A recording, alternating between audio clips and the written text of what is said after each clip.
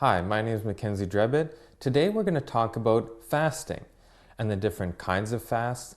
Fasts are something that is a little bit trending now, especially amongst Christian communities that want to be more spiritual or things like this, where they are fasting for a day or a couple days, just water.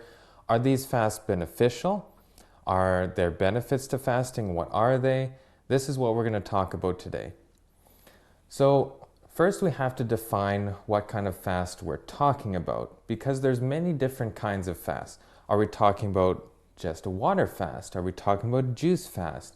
A no sugar fast? A fast food fast? Are we talking about a fast that's abstaining from just food, but we're still having juice or water or other things? What exactly are we talking about? A raw fast?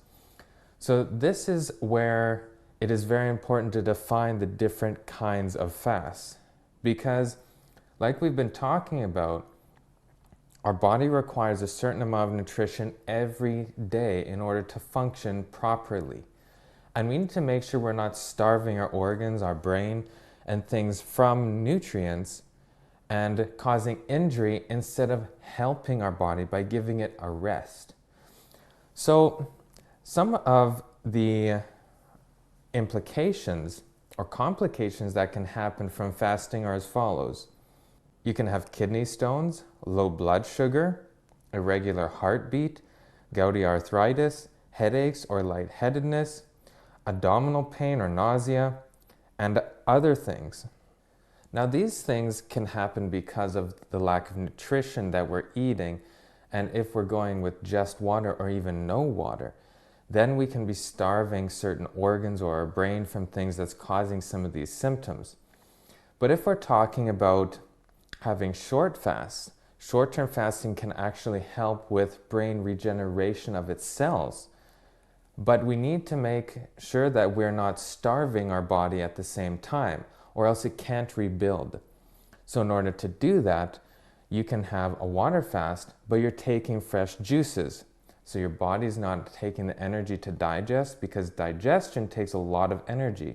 And if we can remove that from the equation, but still giving it the nutrients it needs to function properly, enough carbohydrates and vitamins in the form of a juice, a fresh juice, then our body is able to build on the things and do other processes that it's not able to do normally.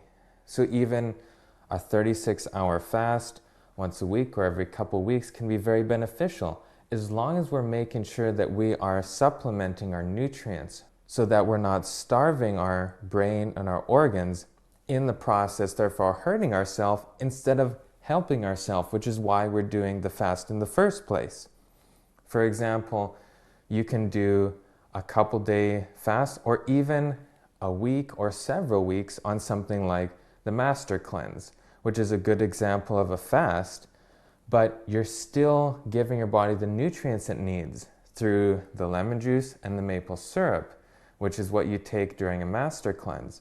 And you're taking quite high quantities, so you're giving enough carbohydrates and vitamin C and other vitamins in order to function properly, but still allowing your body to rest during that period, to refresh, to recycle, to go through all these things that it's not able to do while it's doing hard digestion all the time.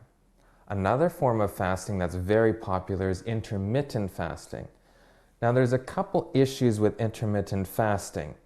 The first one is typically how it's done is a 16-hour fasting cycle with up to an 8-hour eating period. And typically that starts at noon and goes till 8 o'clock at night, or even starts at 2 and goes till 10 o'clock at night. There are several reasons that can cause issues. Number one, your heaviest meal is right before you go to sleep. Then your organs aren't getting a rest at the proper time they should. The hormones aren't able to release because you're causing too much energy to be used for digestion instead of the rest and the rebuilding overnight that your body needs to regenerate. And then you're missing the most important meal of the day, which is breakfast, breaking the fast. That is so you can fully restore your energy in the morning so that you can go throughout your day healthfully and that your metabolism is actually running adequately. Because if you're eating at the end of the day, you're not going to digest in the 3 to 5 hours that you typically would. You will take 5, 8, 10 hours because you're doing it through your sleep and not a proper position, which is lying down, which is also hard on the digestive tract.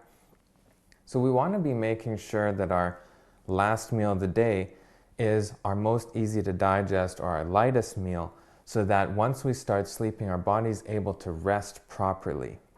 We also need to be making sure that our meals are spaced properly, so that we're not interrupting the digestion during each meal, because that can cause fermentation of the food and many other issues leading to things like leaky gut or other digestive issues. So we want to make sure that the stomach has been fully emptied before we're introducing new foods into the stomach, so that the digestion is going to go smoothly.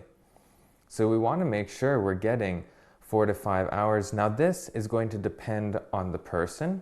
Everybody's going to be different, how everybody's metabolism is functioning. And if it's not functioning properly, and even after 5 hours you're still feeling like there's food in your stomach, then we have other things that we need to deal with and look a little bit more into why the digestion is being so slowed down, and make sure that is sped up to a proper rate so that we can eat at proper regulated times. Because our body runs on a clock, and when our meals are all over the place, our body starts to prepare for one meal at a certain time, and then if we don't feed it, it doesn't know what to do with the stomach acid it just prepared.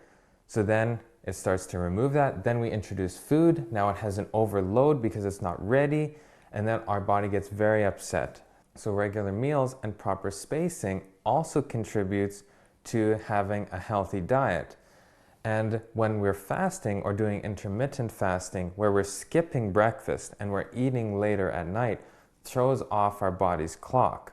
So we want to make sure that we can potentially even flip that time. So we're starting in the morning and then we're ending earlier when our body wants to start going to that resting phase.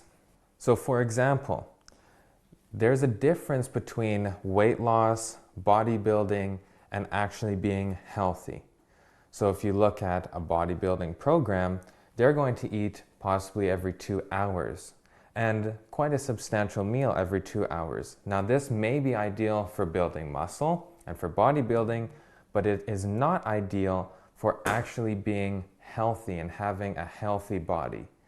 So there's a difference between doing something just to lose weight, but doing it in an unhealthy way, and then you're an unhealthy person that has lost weight. We want to be losing weight properly. We want to be gaining muscle properly so that we're staying as healthy as possible, so our mind is as healthy as possible. Now I want to read a couple quotes. It is the custom and order of society to take a slight breakfast, but this is not the best way to treat the stomach. At breakfast time, the stomach is in better condition to take care of more food than at the second or third meal of the day. The habit of eating a sparing breakfast and a large dinner is wrong. Make your breakfast correspond more nearly to the heartiest meal of the day. So we can see here she's talking about skipping that meal or having a small breakfast is not as beneficial as having a large breakfast and then tapering off at the end of the day. This is from Counsels for the Church, page 224. The practice of eating but 2 meals a day is generally found a benefit to health, yet under some circumstances, persons may require a 3rd meal. This should, however, if taken at all, be very light and food most easily digested. When students combine physical and mental taxation, the objection to the 3rd meal is to a great extent removed. Let the students have the 3rd meal, prepared without vegetables, but with simple wholesome food such as fruit and bread. So it also determines on what your activity level is. Now we should be making sure that we're exercising every day to stay healthy. But if our job is mainly inside at a desk, an office job at the computer, we're not burning all that excess energy. And we're not breaking down the fibers as much as someone who's doing a lot of physical work. So taking less food in can be beneficial because we're not overloading the body with too much digestion and then having this excess food to deal with, excess insulin, without the energy removal in order to take care of that. So fasting can be very beneficial when done intelligently and done in a way that isn't going to injure yourself, by still making sure you're getting the nutrients that you need, making sure you're still hydrated. You don't want to be going without water. And then when you are having your food again, because fasting isn't a long-term thing, you need to make sure that your meals are structured properly and you're still getting in the proper nutrients so that your body can function adequately. We hope these videos have been informative and that you have learned something about how your body works. Thank you for watching, and we will see you next time.